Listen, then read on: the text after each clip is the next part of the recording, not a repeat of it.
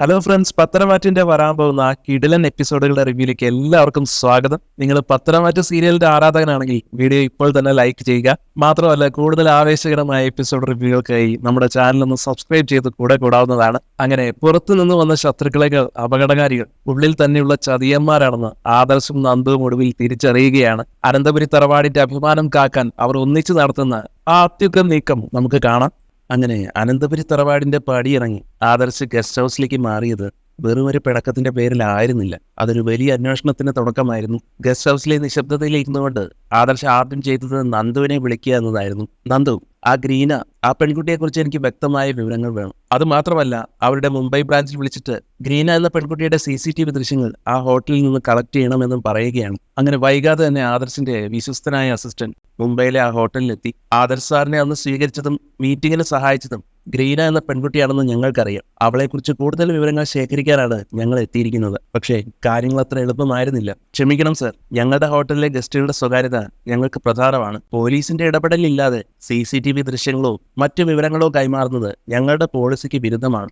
Hotel അധികൃതരുടെ കർക്കശമായിട്ടുള്ള ഈ മറുപടി കേട്ട് ആദർശിന്റെ അസിസ്റ്റന്റ് ഒന്ന് പതറി. എന്നാൽ ആദർശ് ഒട്ടും തന്നെ പരിഭ്രമിച്ചില്ല. ഒരു പൂട്ടും തുറക്കാനാവാത്തതല്ലെന്ന് ആദർശിന് നന്നായി അറിയാമായിരുന്നു. അവനുടൻ തന്നെ നന്ദുവിനെ വിളിച്ച് തന്റെ അടുത്ത നീക്കം വ്യക്തമാക്കി. നന്ദു വഴി കിരണിലേക്കും അവിടെ നിന്ന് കിരണിന്റെ ബിസിനസ് സാമ്രാജ്യത്തിലെ സ്വാധീന ശക്തിയിലേക്കും ആ അന്വേഷണം ചെന്ന് വലിയ ബിൽഡിംഗ്സ് നിർമ്മിക്കുന്ന കിരണിന്റെ ഉറ്റ സുഹൃത്തായിരുന്നു ആ ഹോട്ടലിലെ ഉടമസ്ഥൻ. കിരണിന്റെ ഒരു ഫോൺ കോളിൽ ഹോട്ടലിലെ നിയമങ്ങളെല്ലാം വഴിമാറി. നിമിഷങ്ങൾക്കകം നന്ദുവിന്റെ സഹായത്തോടെ ആദർശിന്റെ ലാപ്ടോപ്പ് സ്ക്രീനിൽ ആ നിർണായകമായ CCTV ദൃശ്യങ്ങൾ തെളിഞ്ഞു. അത് കണ്ടതും ആദർശിന്റെ നിയന്ത്രണം പോയി. ഗ്രീന എന്ന ആ പെൺകുട്ടിയെ ഹോട്ടലിലേക്ക് ആനയിച്ചു കൊണ്ടുവരുന്നത് മറ്റാരുമല്ല, സ്റ്റാൻലി മാർട്ടിൻ കമ്പനിയുടെ MD ആയ ഡേവിഡ്. അതൊരു യാദൃശ്ചികമായ കണ്ടുമുട്ടലായിരുന്നില്ല, കൃത്യമായി പ്ലാൻ ചെയ്ത ഒരു ചതിയായിരുന്നു. സ്ക്രീനിൽ അങ്ങനെ ദൃശ്യങ്ങൾ മാറി മറിഞ്ഞു. ഗ്രീൻ ആ ഹോട്ടലിൽ വെച്ച് സ്റ്റാൻലി മാർട്ടിൻ കമ്പനിയുടെ യൂണിഫോമിലേക്ക് മാറുന്നതും ആരോടോ ഫോണിൽ അതീവ രഹസ്യമായി നിർദ്ദേശങ്ങൾ ചോദിക്കുന്നതും ആദർശ് കണ്ടു. എന്നാൽ ആദർശിന്റെ ചോര തിളപ്പിച്ചത് ആ രാത്രിയിലെ മറ്റൊരു ദൃശ്യമായിരുന്നു. ആദർശിന്റെ മുറിയിലേക്ക് ഓർഡർ ചെയ്ത ജ്യൂസുമായി വന്ന റൂംബോയെ ഇടനാഴിയിൽ വെച്ച് ഗ്രീന തടയുകയാണ്. റൂംബോയുടെ പോക്കറ്റിലേക്ക് അവൾ നോട്ടുകെട്ടുകൾ തിരികെ കയറ്റുന്നതും അവനിൽ നിന്നും ആ ജ്യൂസ് ട്രേ വാങ്ങി അവൾ തന്നെ ആദർശിന്റെ മുറിയിലേക്ക് നടന്നു നീങ്ങുന്നതും ദൃശ്യങ്ങളിൽ വ്യക്തമായിരുന്നു. ആ ജ്യൂസ് ഗ്ലാസ്സിൽ അവൾ എന്തോ കലർത്തിയിട്ടുണ്ടാകാം. ഡേവിഡിന്റെ തിരക്കഥയിൽ ഗ്രീന ആടിത്തീർത്തത് തന്നെ നശിപ്പിക്കാനുള്ള നാടകമായിരുന്നുവെന്ന് ആദർശിന് ഇപ്പോൾ പകൽ പോലെ വ്യക്തമായി. ശത്രുവിന്റെ മുഖം തെളിഞ്ഞതോടെ ആദർശിന്റെ ചുണ്ടിൽ ഒരു പരിഹാസ ചിരി വിരിഞ്ഞു. ഇനി കളിക്കാൻ പോകുന്നത് താനാണെന്ന് ആദർശ് തീരുമാനിച്ചുറപ്പിക്കുകയാണ്. റൂമിനുള്ളിലെ വിഷ്വൽസ് കിട്ടുമോ എന്ന ആദർശിന്റെ ചോദ്യത്തിന് മുന്നിൽ ഹോട്ടൽ റിസപ്ഷനിസ്റ്റ് കൈമലർത്തി. ക്ഷമിക്കണം സർ, മുറിക്കുള്ളിൽ ക്യാമറ വയ്ക്കുന്നത് നിയമവിരുദ്ധമാണ്. അതുകൊണ്ട് ആ ദൃശ്യങ്ങൾ ലഭ്യമല്ലെന്ന് അവർ പറയുന്നു. പക്ഷേ പുറത്തെ കോറിഡോറിലെ CCTV ദൃശ്യങ്ങൾ ബാക്കി സത്യങ്ങൾ വിളിച്ചു പറഞ്ഞു. ഗ്രീന മുറിയിലേക്ക് കയറുന്നതിന് തൊട്ടു മുമ്പ് ആ ജ്യൂസ് ഗ്ലാസ് സ്പൂൺ വെച്ച് ഇളക്കുന്നത് അതിൽ വ്യക്തമായിരുന്നു. ആദർശിനെ ബോധം കെടുത്താൻ അവൾ അതിലെന്തോ കലർത്തിയിട്ടുണ്ടെന്ന് നന്ദുവിന് ഉറപ്പായി. ഗ്രീനയുടെ ഫോട്ടോ കിട്ടിയതോടെ മുംബൈ പോലീസ് ഉഷാറായി. കിരണിന്റെ ഇൻഫ്ലുവൻസും നന്ദുവിന്റെ ഇടപെടലും കൂടി ആയപ്പോൾ കേസ് നല്ല സ്പീഡിൽ മുന്നോട്ട് പോയി. അങ്ങനെ എല്ലാത്തിനും ഒടുവിൽ പോയ ഗ്രീന പിടിയിലാവുകയാണ്. പോലീസിന്റെ ചോദ്യം ചെയ്യലിന് മുന്നിൽ അവൾ വിറച്ചുപോയി. എന്നെ കൊണ്ടിത് ചെയ്യിപ്പിച്ചത് ഡേവിഡാണ്. ആദർശ് ആ മീറ്റിംഗിൽ പങ്കെടുക്കാതിരിക്കാൻ ജ്യൂസിൽ മരുന്ന് കലർത്താൻ അയാൾ എനിക്ക് പണം തന്നു. ഗ്രീന അങ്ങനെ സത്യങ്ങളെല്ലാം വെളിപ്പെടുത്തി. തുടർന്ന് പോലീസ് ഡേവിഡിനെയും പൊക്കി. ലോക്കപ്പിലിട്ട് നല്ല പോലെ പെരുമാറിയപ്പോൾ ഡേവിഡ് എല്ലാം വിളിച്ചു പറഞ്ഞു. ഞാൻ ഇതിലൊന്നുമില്ല. AN ജ്വല്ലറിയുടെ ശരിക്കുള്ള ഓണർ ഞാനല്ല, അത് നാഗേന്ദ്രനാണ്. ആ പേര് കേട്ടതും നന്ദു ആകെ ഷോക്കായി പോവുകയാണ്. അവൾ അപ്പം തന്നെ ആദർശിനെ വിളിച്ച് കാര്യം പറഞ്ഞു.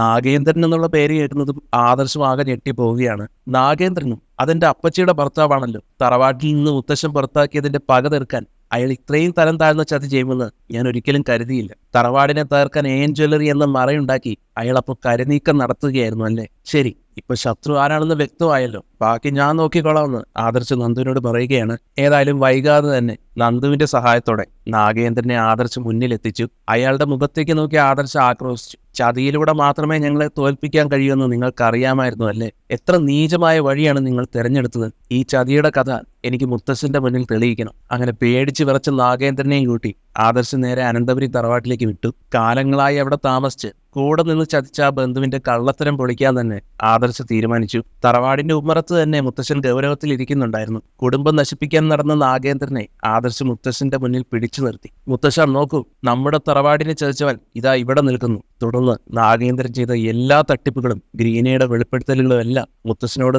ആദർശ് തുറന്നു പറഞ്ഞു. നന്ദു കഷ്ടപ്പെട്ട് കണ്ടുപിടിച്ച സത്യങ്ങൾ കേട്ടപ്പോൾ മുത്തശ്ശൻ ആകെ തകർന്നുപോയി. ആദർശ് നിരപരാധിയാണെന്നും അവനെ ചതിച്ചതാണെന്നും മുത്തശ്ശൻ അങ്ങനെ ബോധ്യമായി. സത്യം പുറത്തു വന്നതോടെ AN ജ്വല്ലറിയുടെ പതനം അതിവേഗത്തിലായി. ഉടമസ്ഥനും MDയും അറസ്റ്റിലായ വാർത്ത കാട്ടുതീ പോലെ പടർന്നു. ഓഹരി വിപണിയിൽ AN ജ്വല്ലറി നിലംപരിച്ചായപ്പോൾ മൂർത്തീസ് ജ്വല്ലറി അതിന്റെ നഷ്ടപ്പെട്ട പ്രതാപം വീണ്ടെടുത്തു. ആദർശ് വിജയശ്രീ ലാളിതനായി അനന്തപുരി തറവാട്ടിലേക്ക് തിരിച്ചെത്തുകയും ചെയ്തു. എന്നാൽ ചതിയുടെ വേരുകൾ അവിടെയും തീർന്നില്ല. അവന്തികയും നാഗേന്ദ്രനും തമ്മിലുള്ള രഹസ്യബന്ധം നന്ദു ആദർശിനെ അറിയിച്ചു. ജലജയും മക്കളും ചേർന്ന് കുടുംബത്തെ തകർക്കാൻ കാട്ടിയ നന്ദികേടിന് മുത്തശ്ശൻ കടുത്ത ശിക്ഷ തന്നെ വിധിക്കുകയാണ്. ഈ പടി ഇറങ്ങിക്കോളാൻ പറയുകയാണ് അവരോട്. ഇനി ഈ തറവാട്ടിലോ സ്വത്തിലോ നിങ്ങൾക്ക് ഒരു അവകാശവുമില്ല. മുത്തശ്ശന്റെ ആ കൽപ്പനയിൽ ജലജയും അബിയും അവന്തികയും തറവാടിന് പുറത്തായി. കഥയിലെ ഏറ്റവും വൈകാരികമായ നിമിഷം നവ്യ സത്യങ്ങളെല്ലാം അറിയുന്നതായിരുന്നു. ചന്തുമോളുടെ അച്ഛൻ അബിയാണെന്നും കുടുംബത്തിന്റെ മാനം കാക്കാൻ ആദർശ് ആ കുറ്റം സ്വന്തം ചുമലിൽ ഏൽക്കുകയായിരുന്നുവെന്നും മുത്തശ്ശൻ നവ്യയോട് വെളിപ്പെടുത്തി. സത്യമറിഞ്ഞ നവ്യയുടെ ഉള്ളിൽ ആദർശിനോടുള്ള കുറ്റബോധവും അബിയോടുള്ള തീരാത്ത പകയും ആളിപ്പടർന്നു. തുടർന്ന് അബിയെ ഇല്ലാതാക്കാൻ തുനിഞ്ഞ നവ്യയെ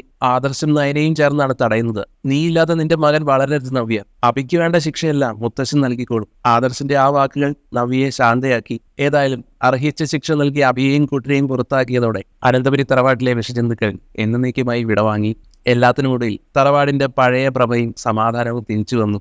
നവ്യ ഒറ്റയ്ക്കല്ലെന്ന് മുത്തശ്ശൻ അവൾക്ക് ഉറപ്പ് നൽകി. മൂർത്തീസ് ജ്വല്ലറിയിൽ മാന്യമായ ഒരു ജോലിയും ആ തറവാട്ടിൽ എന്നും കഴിയാനുള്ള അവകാശവും അദ്ദേഹം നവ്യയ്ക്ക് നൽകി. പക്ഷേ അനന്തപുരി തറവാട് അതിന്റെ പഴയ പ്രതാപം വീണ്ടെടുത്തെങ്കിലും കാലം കരുതി വെച്ച പുതിയ ചില വെല്ലുവിളികൾ ആദർശിനെയും കുടുംബത്തിനെയും കാത്തിരിക്കുകയായിരുന്നു. മുത്തശ്ശൻ സ്വത്തുക്കളെല്ലാം കൃത്യമായി വീതം വെച്ചെങ്കിലും പുറത്താക്കപ്പെട്ട നാഗേന്ദ്രന്റെയും ജലജയുടെയും മനസ്സിൽ പ്രതികാരത്തിന്റെ കനൽ അണഞ്ഞിരുന്നില്ല. ജയിലിൽ നിന്നും പരോളിലിറങ്ങിയ നാഗേന്ദ്രൻ ഇത്തവണ നേരിട്ടുള്ള പോരാട്ടത്തിനല്ല മുതിർന്നത്. അയാൾ ബ്ലാക്ക് സ്റ്റോൺ ഗ്രൂപ്പ് എന്ന പേരിൽ ഒരു പുതിയ വിദേശ നിക്ഷേപകനെ കേരളത്തിലെ ജ്വല്ലറി വിപണിയിൽ അവതരിപ്പിച്ചു. ആദർശിനോ മൂർത്തീസ് ജ്വല്ലറിക്കോ അതിന്റെ പിന്നിൽ നാഗേന്ദ്രനാണെന്ന് പെട്ടെന്ന് തിരിച്ചറിയാൻ കഴിഞ്ഞില്ല. വലിയ ഓഫറുകളും ആധുനികമായ ഡിസൈനുകളും നൽകി അവർ മൂർത്തീസ് ജ്വല്ലറിയുടെ കസ്റ്റമേഴ്സിനെ ആകർഷിക്കാൻ തുടങ്ങി. അതേസമയം നയന തന്റെ ഡിസൈനിങ് കഴിവുകൾ ഉപയോഗിച്ച് മൂർത്തീസ് ജ്വല്ലറി അന്താരാഷ്ട്ര നിലവാരത്തിലേക്ക് ഉയർത്താനുള്ള ശ്രമത്തിലായിരുന്നു. ഇതിനിടയിലാണ് തറവാട്ടിലെ ആഭരണ ശേഖരത്തിൽ നിന്നും പാരമ്പര്യമായി കൈമാറി വന്ന ചില പുരാതന ഡിസൈനുകൾ കാണാതാവുന്നത്. ഇത് കുടുംബത്തിനുള്ളിൽ വലിയൊരു ആശയക്കുഴപ്പത്തിന് കാരണമായി. ചതിയന്മാർ പടിയിറങ്ങിയെങ്കിലും തറവാട്ടിനുള്ളിൽ ഇപ്പോഴും ഒരാൾ ശത്രുക്കളെ സഹായിക്കുന്നുണ്ടെന്ന്